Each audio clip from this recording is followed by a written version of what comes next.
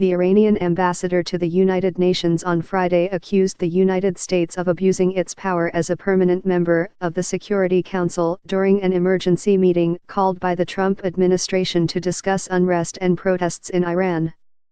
Gholamali Khosrow said the protests that have roiled Iran over the past week were an internal domestic affair, outside the mandate of the Security Council. He cited a long list of protest movements in the United States, including Occupy Wall Street, anti-Vietnam protests at Kent State University in 1970 and the subsequent shooting deaths of students, and the recent protests over the killing of African Americans by police officers.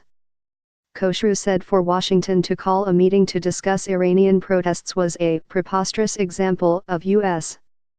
bullying tactics at the United Nations, and added that it had lost every shred of moral, political, and legal authority and credibility in the eyes of the whole world.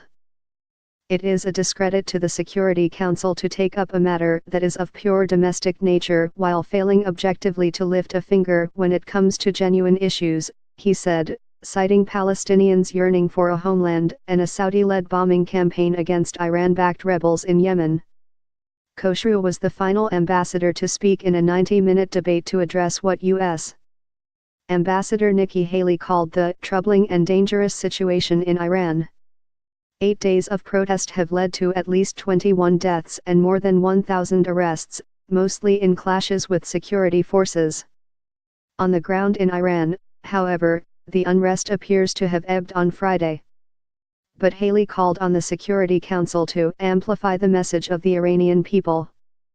Today the people of Iran are speaking to their government, and their message is undeniable: stop the support for terrorism. Stop giving billions of our money to killers and dictators. Stop taking our wealth and spending it on foreign fighters and proxy wars.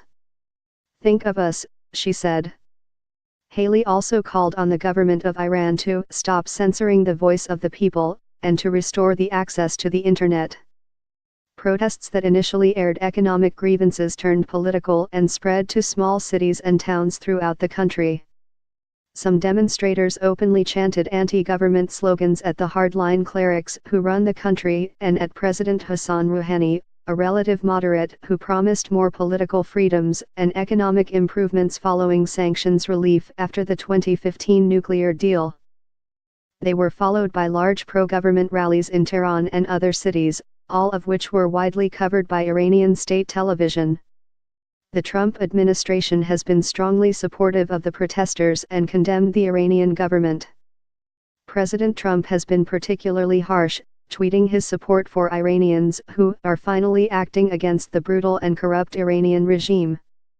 But the Europeans who negotiated the nuclear agreement along with the United States, Russia, and China have reacted more cautiously by expressing support for the protesters without antagonizing the government with strident condemnation.